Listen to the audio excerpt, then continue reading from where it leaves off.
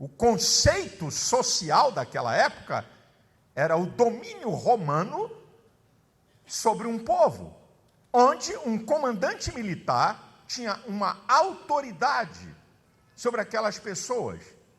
Mas interessante é que esse homem aqui considerava as pessoas que estavam debaixo da sua autoridade e as pessoas que o serviam.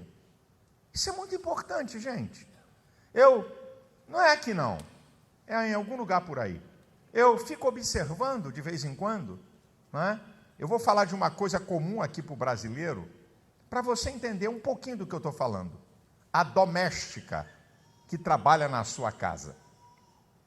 Eu acho interessante, não é que aqui não tem ninguém assim, mas que na casa de muita gente, uma doméstica, ela tem folga de 15 em 15 dias. Eu quero saber se esse miserável tem folga de 15 em 15 dias, que dá de 15 em 15 dias para uma doméstica.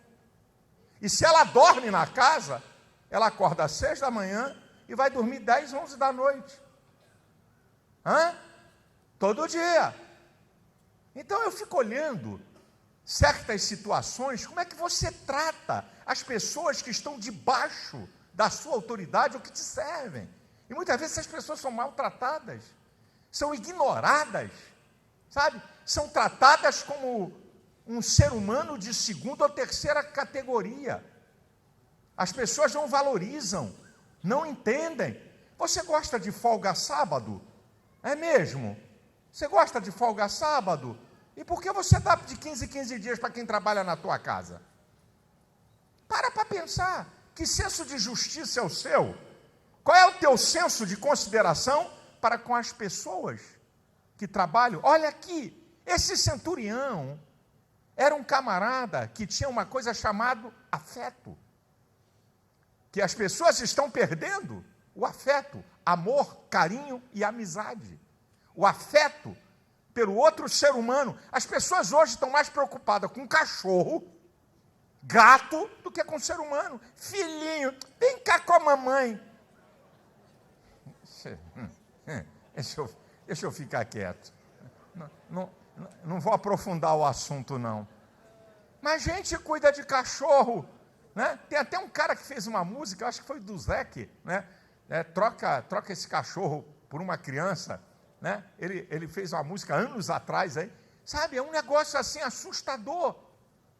Vocês já viram quantas casas se abrem, e até empresas internacionais, para oferecer tudo para animal? Vocês já viram quantas tem? Eu não estou dizendo que você tem que maltratar animal, por favor, eu não estou falando isso.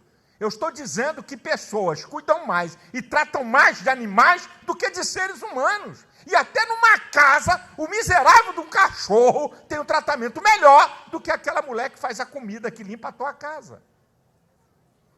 Eu acho interessante a posição desse homem. É uma lição para todos nós.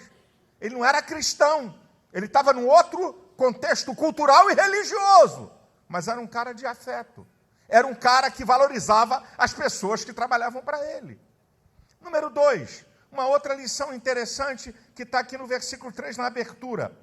E quando ouviu falar de Jesus, enviou-lhe uns anciãos dos judeus, rogando-lhe que viesse curar o seu servo. Ouviu falar de Jesus. Existem duas reações possíveis quando você ouve falar de Jesus: incredulidade ou fé. Só tem duas reações, não tem a terceira. Ele ouviu falar de Jesus, não frequentava igreja nenhuma. Não era religioso, não era cristão, mas ele creu que Jesus tinha o poder de curar o seu servo. A incredulidade é um agente que inibe a ação de Deus. A maioria aqui conhece a história de quando Jesus volta para a sua cidade, Nazaré. Marcos capítulo 6, do versículo 1 ao 6. É interessante. Jesus está falando na sinagoga. E aí o pessoal de Nazaré diz assim: com que sabedoria ele fala? Então reconheciam que ele tinha sabedoria.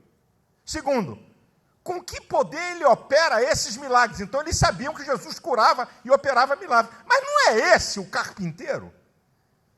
Não é esse filho de Maria? Seus irmãos e suas irmãs não estão aqui conosco, escandalizavam-se nele. E diz a Bíblia que Jesus curou a poucos enfermos por causa da incredulidade deles. A incredulidade, meu queridão, é uma trava para a manifestação do poder de Cristo na sua vida. Agora, existe o outro lado que é a fé. É você crer que Jesus tem poder. E a Bíblia me mostra esse Cristo que tem poder. A Bíblia me diz em João 14,6 que Ele é o caminho, a verdade e a vida, ninguém vem ao Pai a não ser por Ele. A Bíblia fala em João 11,25, Jesus declarando, eu sou a ressurreição e a vida. Quem crê em mim, ainda que esteja morto, viverá. Jesus declara em João 8,12, eu sou a luz do mundo, quem me segue não andará em trevas, mas terá a luz da vida. Jesus declara em João 6,35, eu sou o pão da vida. Quem vem a mim não vai ter fome. Quem crê em mim não vai padecer. Quem crê em mim não vai ter sede. Ele usa os instintos mais veementes do ser humano, que é a fome e sede, para dizer que ele tem poder de saciar as necessidades mais profundas do ser humano. Eu estou falando de um Cristo que transforma, que muda, que liberta, que salva, que traz ao homem uma nova vida, com vida abundante. A questão não é eu falar, a questão é o poder de você decidir se você decide crer ou se você não decide crer.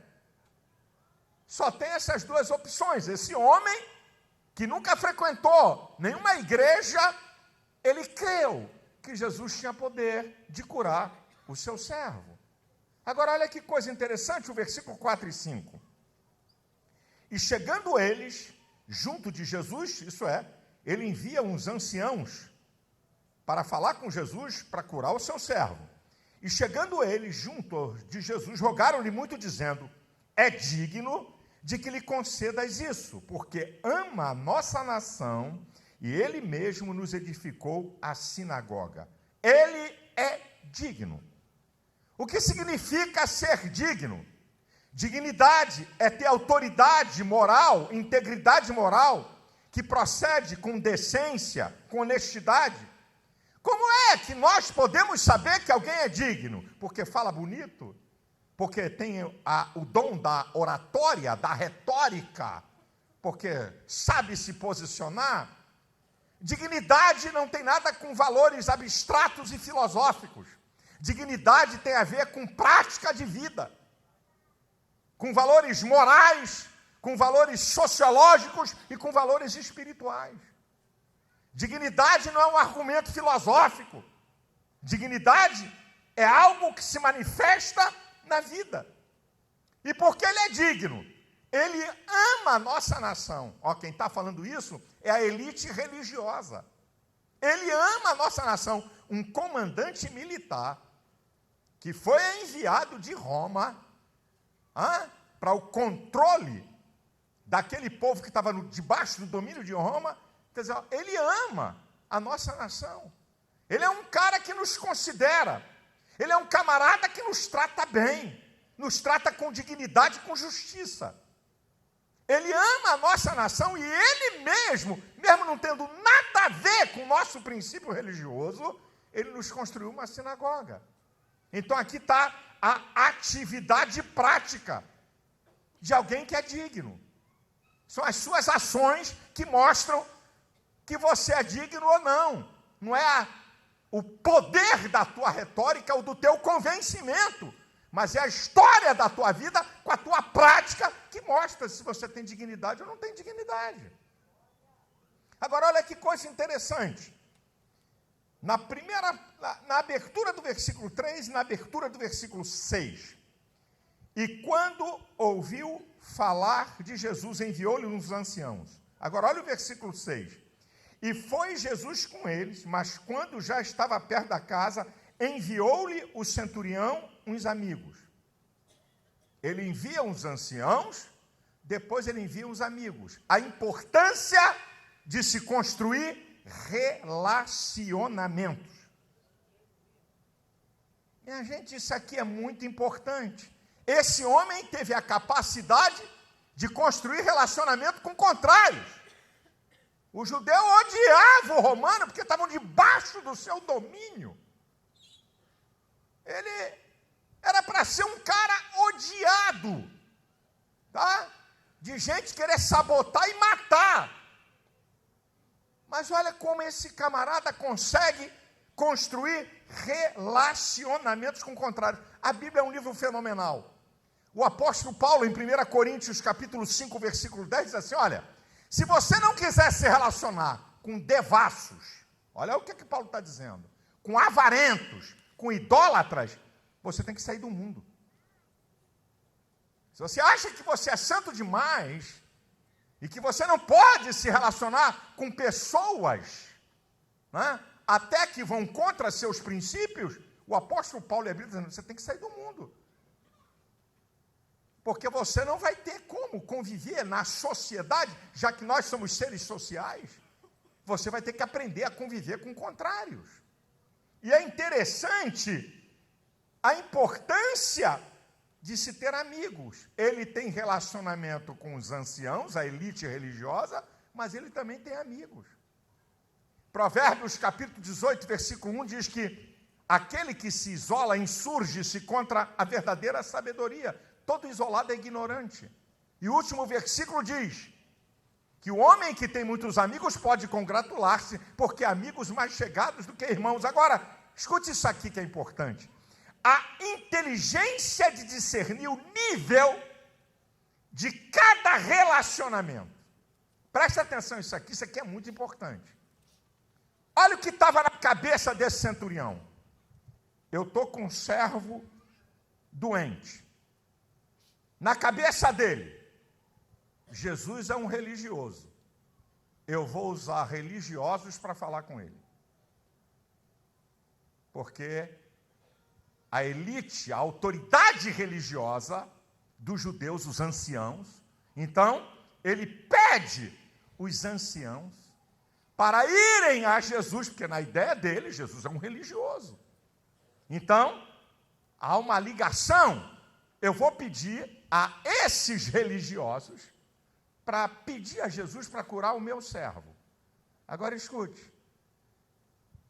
Na hora que Jesus está vindo com os anciãos, ele manda uns amigos falarem por ele. Para falar por ele, amigo, relacionamento mais profundo. Não são os anciãos.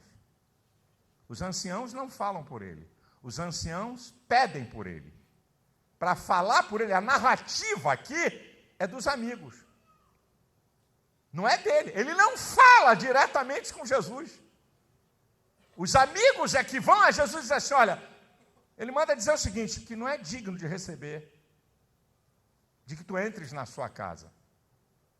Mas basta uma palavra sua, porque ele também é homem de autoridade, ele manda um vai, outro vai, ele vem, outro vem. Basta uma palavra tua. Quem está falando por eles são os amigos. Quem é que fala por você? É qualquer um que fala por você? É qualquer um que leva uma mensagem importante para você, para um grupo? Estou com pena de você. Quem é que fala por você? Olha o discernimento e a inteligência desse cara. Para falar por mim, tem que ser gente da minha intimidade. De um relacionamento mais profundo. Mano, eu mandei esse cara falar, não é nada disso. Quem mandou a gente falar que não é de um relacionamento mais profundo com você? Quem mandou? Hã? Quem mandou? Está reclamando? O errado é você. Você está mandando gente falar por você que não te conhece profundamente e que não gosta de uma confiança pela história. Mandar uma pessoa falar pela outra, meu irmãozão, você tem que ter muita coragem, com cuidado com quem você está mandando. Que uma pessoa pode estar levando uma mensagem toda codificada ao contrário daquilo que você quer. Olha que coisa interessante, gente. Isso aqui é para você entender. Agora, olha as atitudes do centurião em relação a Cristo. A segunda parte do versículo 6 e o 7.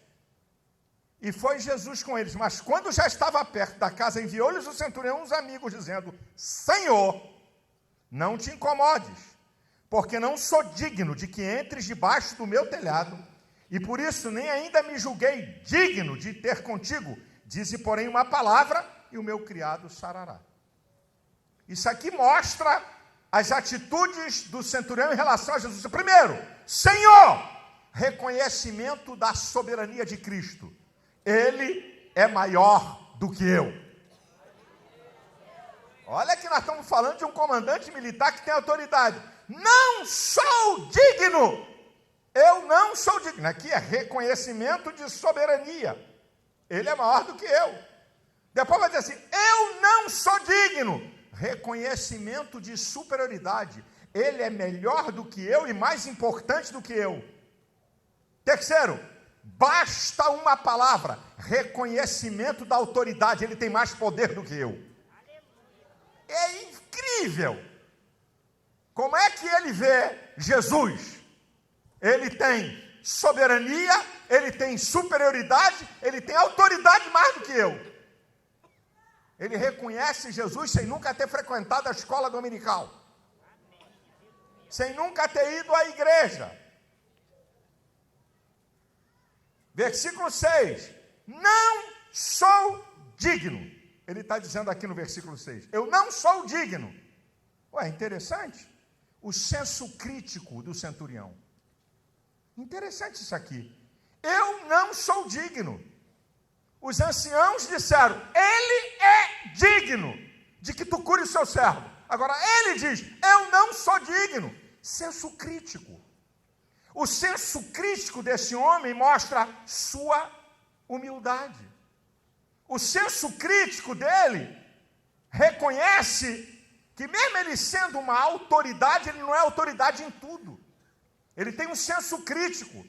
O seu senso crítico leva a um olhar introspectivo para dentro de você, para você poder reconhecer limites, você reconhecer fragilidades, possibilidades. Já viu aquela história que hoje a linguagem muda muito? Rapaz, mas na minha época a gente dizia, esse cara está pagando mico. Não é? A pessoa não tem senso crítico, não sabe se comportar, não sabe entrar, não sabe sair, não reconhece suas possibilidades, seus limites, suas fragilidades, vai pagar mico. Epa, aqui eu tenho que ficar quieto. Aqui está na hora de eu ficar quieto. Aqui está na hora de que eu possa agir. O senso crítico faz você melhorar. Porque você vê que tem alguma coisa que você precisa melhorar. Pessoas que não têm senso crítico é uma coisa terrível. Elas se acham quando não são. Elas se acham, pensam que estão no nível que não estão. É incrível isso aqui. Ele é digno. E ele diz, eu não sou digno. Não é falsa humildade. Ele não está sendo falso. Ele está reconhecendo a grandeza de Cristo, a superioridade de Cristo, o poder de Cristo. E eu, em relação a Ele, eu sou muito menor. Uma vez eu estava, na época que eu evangelizava, quando eu era garoto, tinha um grupo aqui que a gente evangelizava de madrugada, às sextas-feiras, em Copacabana, entre 11 da noite e 3, 4 horas da manhã. E aí eu tive muita experiência, né? Porque a noite em Copacabana é direto na sexta-feira, na sexta para sábado, sábado para domingo.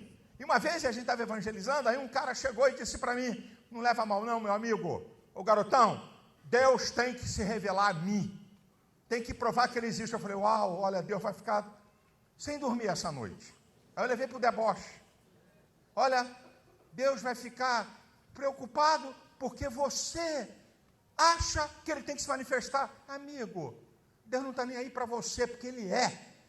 Independente do que você pensa, independente do que você acha, Ele é. Ele é Deus, Ele é soberano, Ele é maior, Ele é o Criador de todas as coisas. É você que tem que se submeter a Ele, e não Ele é você. Agora, deixa eu dizer uma coisa para você, muito interessante aqui. Versículo 8, quando ele diz aqui, porque também eu sou homem sujeito à autoridade, Tenho soldados sobre o meu poder, digo a este vai, ele vai, a outro vem, ele vem, e ao meu servo faz isso, ele faz. A crise da autoridade. Nós estamos vendo isso. A crise da autoridade, sabe onde é que começa? Começa na tua casa, passa pela escola, passa pela igreja e pela sociedade em geral. Nós estamos vendo a crise da autoridade. Pais não têm autoridade. Fedelhos querem impor a paz. Isso aqui é muito sério. E nós estamos vivendo o marxismo cultural, né, cujo objetivo é destruir o modelo judaico-cristão da sociedade ocidental. A mais importante tradição do Ocidente é o cristianismo. O mais importante fator da criação da Europa e das Américas é o cristianismo. Direitos humanos vem do cristianismo. Proteção à vida vem do cristianismo. Valorização da mulher, do idoso e da criança, o cristianismo. A vida em família, o casamento, o relacionamento monogâmico, homem e mulher e sua prole, vem do cristianismo. Então, o marxismo cultural, ele quer substituir o modelo judaico-cristão pelo modelo ateísta humanista. Eles descobriram que não adianta conquistar as nações pelo poder de armas. Mataram mais de 100 milhões. Se você pegar todas as revoluções comunistas, mais de 100 milhões de pessoas. 20 milhões na União Soviética, 70 milhões na China, e vai por aí afora. Aí eles descobriram, os espertos da escola de Frankfurt, descobriram, bem, para a gente mudar, temos que mudar a cultura. E o último reduto de autoridade é a família. Vamos detonar a família para fazer uma sociedade de informes, isso é, uma sociedade sem forma. Onde não tem homem, onde não tem mulher, não tem pai, não tem autoridade. Para essa sociedade de informes, né, uma sociedade monstruosa, ser dominada por uma elite política, é o que nós estamos vendo aí. Agora, no dia 8, eu estou na audiência pública da Câmara sobre o poliamor. Olha que coisa linda. Eu fui convocado para debater na audiência pública da Câmara o poliamor. Um juiz do Rio Grande do Sul mandou registrar uma certidão de casamento de um cara com 2 mulheres. Não interessa a Constituição, o Ministério Público caladinho. Se levanta para tanta coisa, mas não falaram nada, estão caladinho. E aí a comissão na Câmara resolveu fazer uma lei para dar uma travada. E me convidaram para debater. Então essa bagunça que está aí, meu irmão, não é uma bagunça assim do nada. Isso aí é marxismo puro, para destruir a autoridade. Então a autoridade começa em casa. Né? O marco civilizatório da raça humana é a família, que vem de Deus. Então não tem autoridade na casa. A criança cresce e nasce pensando que o mundo não tem autoridade. Então a autoridade sou eu faço o que quero. E a culpa é de quem? É dos pais. E você que está alimentando isso hoje. Porque você, que é pai e mãe hoje, você não aprendeu isso do teu pai e da tua mãe. Com todo o respeito. Você foi criado pelo teu pai e pela tua mãe, que não precisava te dar correada toda hora. Para você obedecer e submeter, só quando você cedia. Porque tinha o quê? Tinha uma punição. Tinha uma punição. Mas hoje,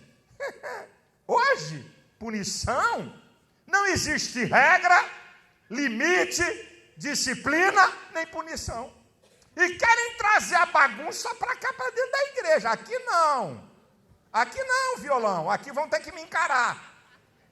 Quer fazer bagunça? Aqui não. Não tem colher de chão, não abro mão. Por isso que um dos pilares da igreja é a autoridade. O cara quer trazer para cá a bagunça que encontrou na sua casa. Você é pai, você é autoridade maior, eu já preguei isso na última Santa Ceia. Você é autoridade maior, a lei e a ordem vem de você, ó macho. Não é da tua mulher, não. Bota ordem nessa bagunça. Mostra a teu filho quem manda. É melhor fazer teu filho chorar quando criança do que quando ele crescer, você passar o resto da vida chorando.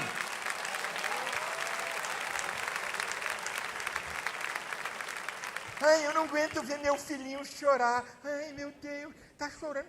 Não, papai tá aqui não. O que você quer? O iPhone qual? 15, 20? Qual é o que chegou? Papai vai dar, mamãe vai dar. É a história hoje. Qual é o videogame? Qual é o mais caro? Papai vai dar. Preciso não chorar, não. Aí, se meu filho chorar, eu choro. Dá vergonha nessa cara! Onde é que está o limite na tua casa? Onde é que está a disciplina? Onde é que está a ordem? Começa na sua casa, meu irmão. Não vem querer, pastor, fala mesmo que tem gente aí assim. Fala, pastor, e você não fala nada. Dá limite. Como é que pode um adolescente ter vontade de fazer tudo o que quer? Como é que pode, meu irmão? Meu irmão, meu pai, um cara meio baixo, uma lafa-chefe, meio baixo. E a gente vem de uma descendência italiana, e fala com gesto, fala alto. E eu e meus irmãos, meu pai já naquela época, já com 88 anos, morreu com 95, com 80 e poucos anos, aí de vez em quando estava eu, Samuel e Sérgio, o pau quebrando, brigando, gritando, falando alto, discutindo uma coisa. Aí o velho Malafa, que não aguentava nenhum peteleco de nenhum de nós, falei mais baixo.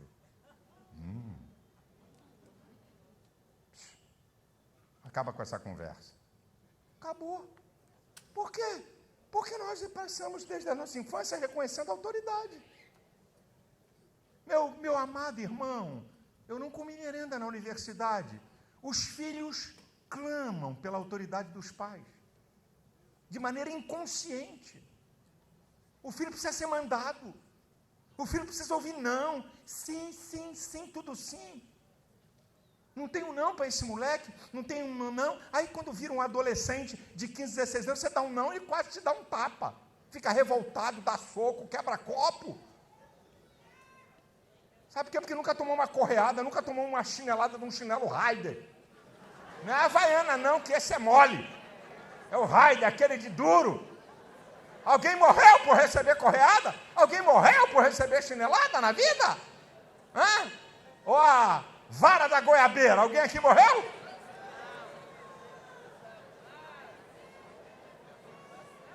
Eu não estou falando para espancar filho.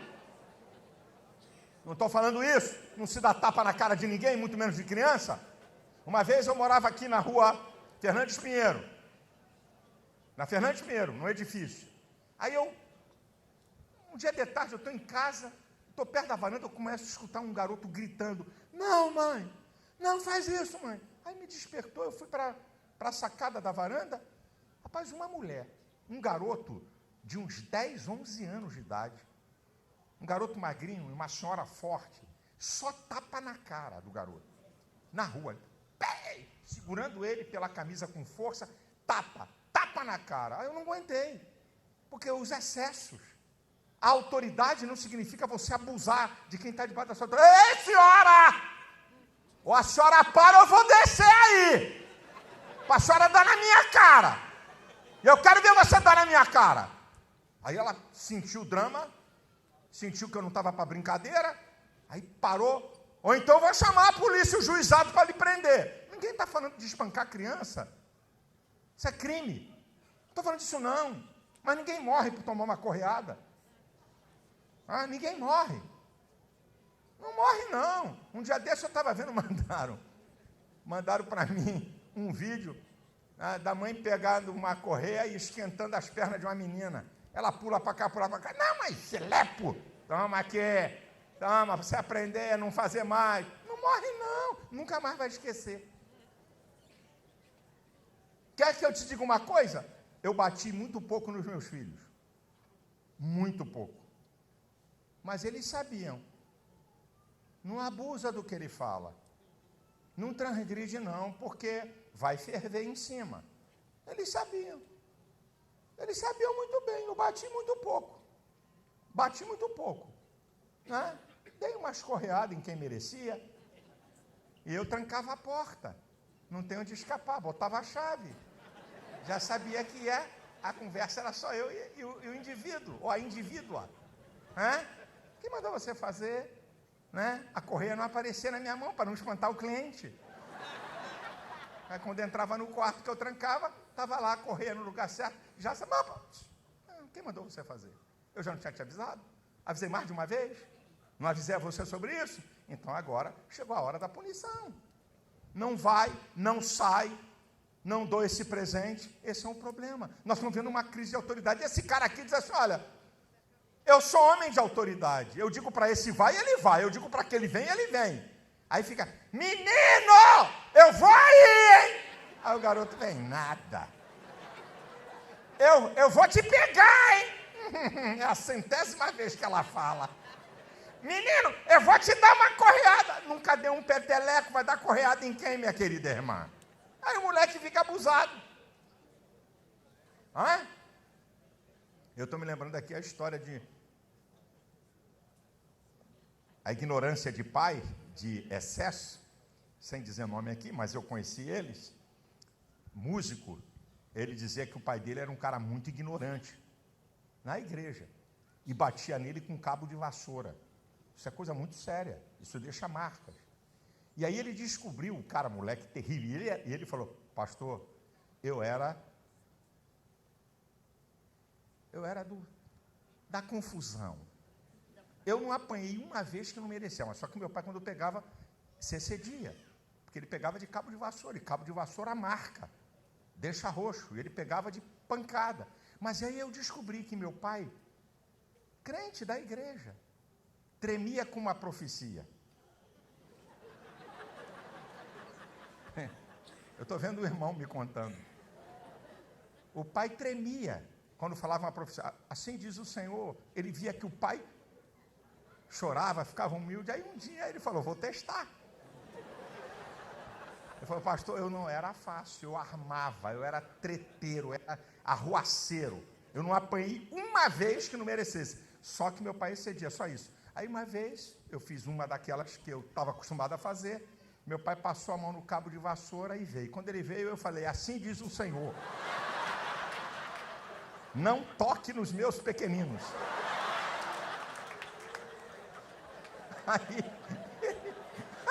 Aí o santo irmão, me contando a história, diz assim, rapaz, meu pai largou o cabo. Jesus, me perdoe, eu não vou tocar nele, não. Aí o que ele descobriu? A partir daquela vez, todas as vezes que ele cometia uma arte violenta, e o pai não descobriu que era a malandragem dele. Aí o pai pegava um cabo de vassoura, quando vinha, ele disse, eis que eu já te disse, não toque nos meus pequenos. Ele falou, eu fiz isso muitas vezes, meu pai nunca descobriu. Aí quando ele cresceu, já adulto, casado, ele falou, pai, o senhor se lembra das profecias que eu falava para o senhor? Não lembro de nada, não. Ah, não lembra? O senhor lembra que o senhor pegava de pau mesmo? Aí um dia eu descobri que o senhor tinha pavor de profeta e de profecia. Então eu não estou falando dessas malandragens, nem dessas ignorâncias, desses exageros que se comete contra alguém que está debaixo da sua autoridade. Mas, meus irmãos,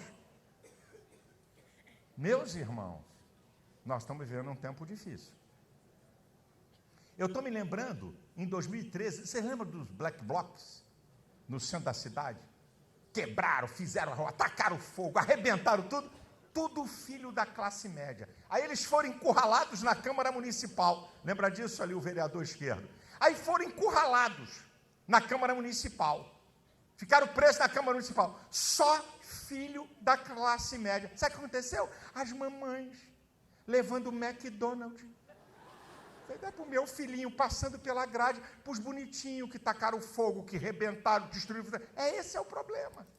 Sabe qual é o grande problema, pai e mãe? É você ter medo do seu filho. Quando o filho percebe que o pai tem medo dele ou a mãe, acabou a sua autoridade. E a criança percebe.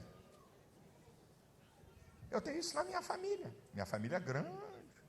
Os Malafas são mais de 300. E eu conheço isso.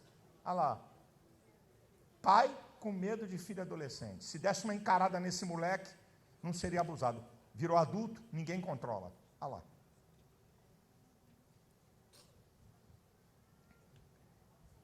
Agora vamos para o resultado que está no versículo de número 9 e 10. Olha o que diz o texto da palavra de Deus. E ouvindo isso, Jesus maravilhou-se dele. E voltando-se, disse à multidão que o seguia: digo-vos que nem ainda em Israel tenho achado tanta fé. E voltando para casa, os que foram enviados acharam são o servo enfermo. Primeiro, olha que coisa interessante. Com a fé, Jesus fica maravilhado. Lembra da incredulidade quando ele chegou em Nazaré, que eu citei aqui, de Marcos 6? Com a fé, ele fica maravilhado. Com a incredulidade, admirado. Ele fica admirado, como pode?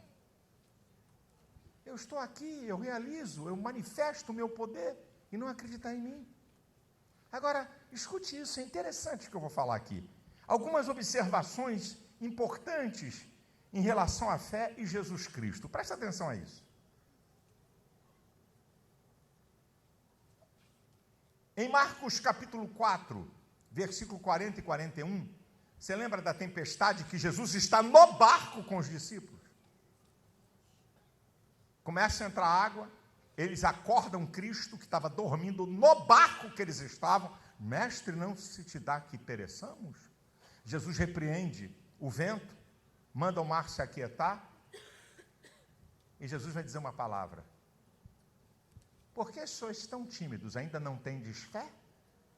Andavam com Jesus, viam Jesus operar milagres, mas não criam suficientemente nele. Agora eu vou passar para uma outra história.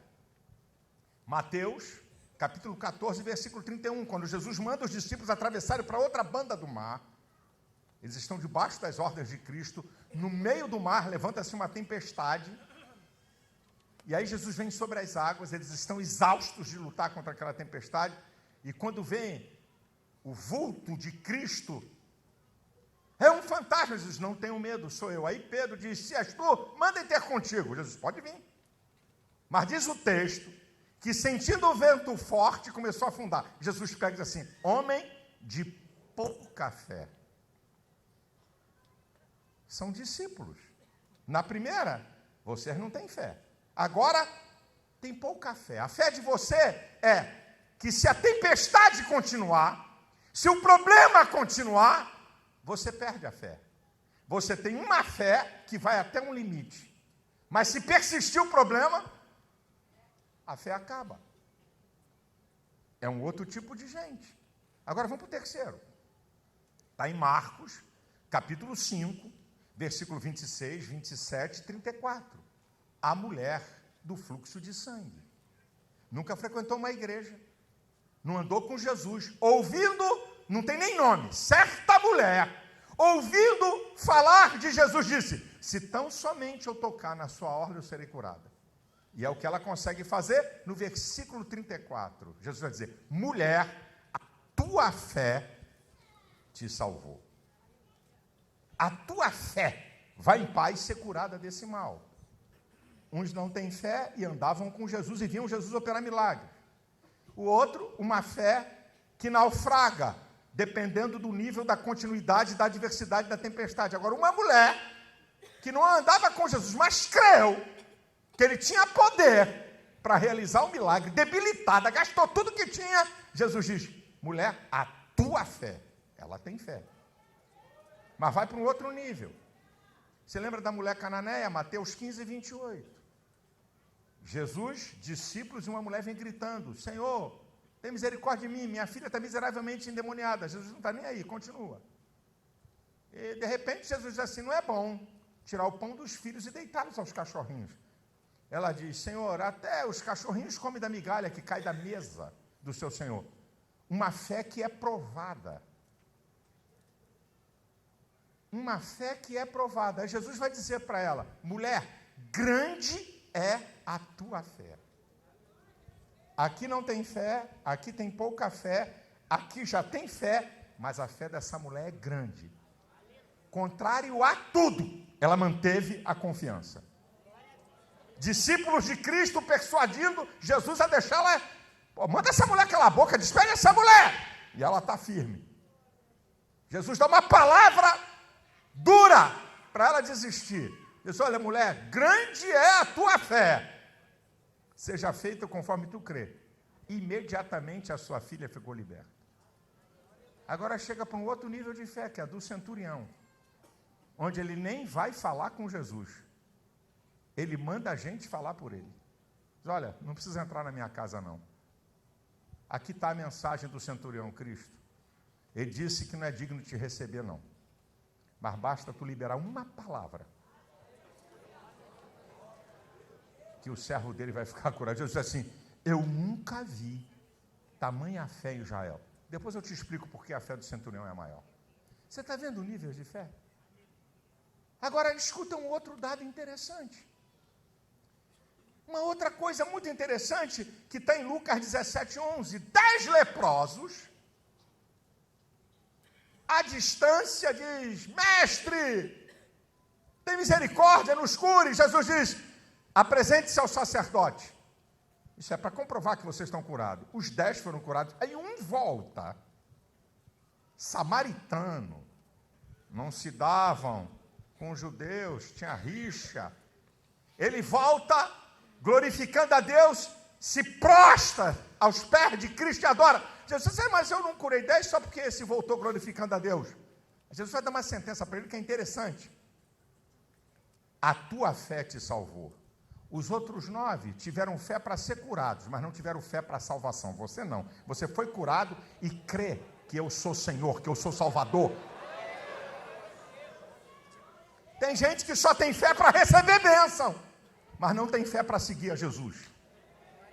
Vivem atrás de campanhas, vêm até em igrejas, fazem até campanhas. A fé deles é para receber algum benefício, mas não é fé para ser salvo, que é a coisa mais importante do que qualquer cura, do que qualquer solução.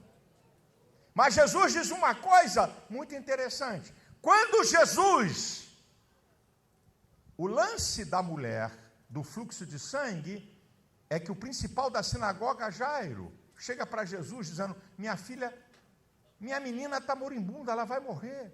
Jesus diz, então vamos lá na sua casa. Jesus está caminhando para a casa de Jairo, aí entra na história essa mulher.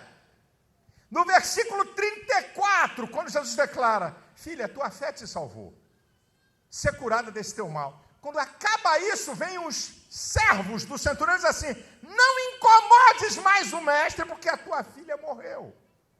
Jesus vira e diz assim para ele, não tenha medo, crê somente. O que Jesus está dizendo para ele?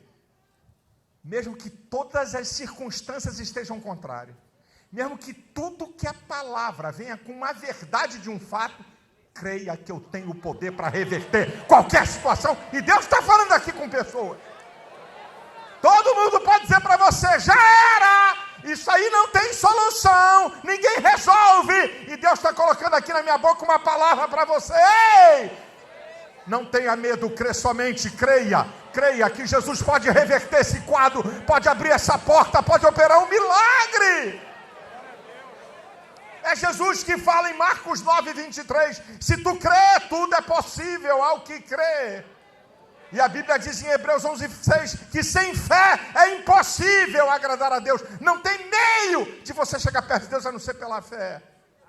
E agora olha que coisa fenomenal, que a Bíblia fala em Romanos 10:17, a fé vem pelo ouvir e ouvir a palavra de Deus. Eu estou pregando aqui há meia hora, então de maneira sobrenatural, inexplicável, que você não tem ideia, no teu coração a possibilidade de você crer que Cristo é Senhor, é Salvador, que transforma, que cura, que liberta e que muda a vida de qualquer pessoa.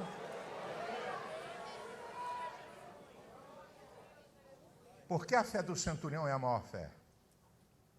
Eu já falei aqui na igreja outras vezes, mas vou repetir. Por que Jesus disse que nunca viu tamanha fé em Israel? Está falando no povo, que cria em Deus, que tinha profetas, que tinha Torá. Eu nunca vi tamanha fé em Israel. Porque a fé do centurião é maior, porque a fé do centurião está sustentada em 2 pilares. A fé que opera por amor. Não é fé pela fé. O apóstolo Paulo diz em Gálatas 6,5: nem a circuncisão, nem a incircuncisão, isso é, nem o pacto que Deus fez com Israel, e nem aqueles que não têm pacto, tem valor algum, mas sim a fé que opera por amor. Não é a fé que opera por imposição. Ou você crê no que eu creio, então morra. Nós estamos vendo isso. Nós estamos vendo isso aí. Essa fé que impõe pelo poder, pelo medo, tem que eliminar os infiéis. Se você não crê naquilo que nós cremos, tem que ser eliminado. Essa fé é nociva. Essa fé é perversa. É uma fé que opera para impor e para determinar e para manipular. A fé do centurião opera por amor. Ele não precisava ter nenhum afeto por aquele servo, era só trocar, manda sair, bota para fora e bota um outro som aqui. Segundo lugar, a fé do centurião, ele penetra no mundo de Deus, basta uma palavra. Você sabe que Deus não precisa de matéria-prima para criar nada. Deus cria as coisas pelo poder da sua palavra. O Salmo 33, versículo 9 diz: falou e tudo se fez, mandou e logo tudo apareceu. Hebreus, capítulo 1, versículo 3 diz que ele sustenta todas as coisas pelo poder da sua palavra. Quando o centurião diz, basta uma palavra, Jesus disse, esse cara entrou no meu mundo. Ele entende do mundo de Deus. Deus não precisa de nenhuma matéria-prima para operar um milagre.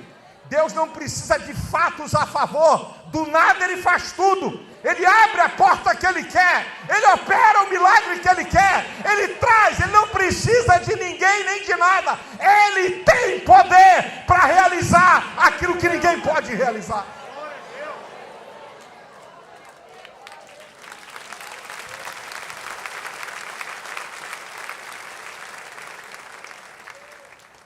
Deixa eu dizer uma coisa para você, queridão amigo que está aqui. Encontro com Jesus traz soluções, respostas e resultados. Não existe encontro com Jesus real, através da fé, que não vai trazer um resultado positivo para a sua vida. Eu não estou dizendo que Jesus vai curar todas as enfermidades, que Jesus vai responder tudo que você quer, que Jesus vai fazer tudo que você pede. Mas eu lhe garanto que encontro com Cristo vai trazer para a sua vida soluções, respostas e resultados que você não vai encontrar em ninguém. Nem pastor, nem padre, nem papa, nem na minha religião. Cristo. Ele que declara em Mateus 28:18, é-me dado todo o poder nos céus e na terra. Ele tem todas as respostas e todas as soluções e ele só vai fazer por você aquilo que for o melhor. Agora deixa eu dizer uma coisa para me terminar aqui. Se você quer ter resultado positivo do seu encontro com Cristo, eu vou repetir para fixar em você. Lembre-se dessas três coisas. Primeiro, reconheça quem é Jesus. Ele é Senhor. Ele não é um filósofo, um homem que veio aqui fazer uma demonstração de amor. Não. Ele é Senhor, ele é soberano.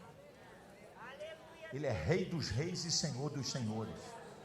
Segundo lugar, reconheça quem é você. Reconheça, como eu também tenho que reconhecer, como todos aqui, nós somos pecadores, que necessitamos do favor de Deus. Reconheça que você é um pecador. Terceiro, traga a sua fé. Jamais você vai ter resultado do encontro com Cristo se você não crer que Ele é Senhor e que Ele tem poder. A igreja de pé, por favor.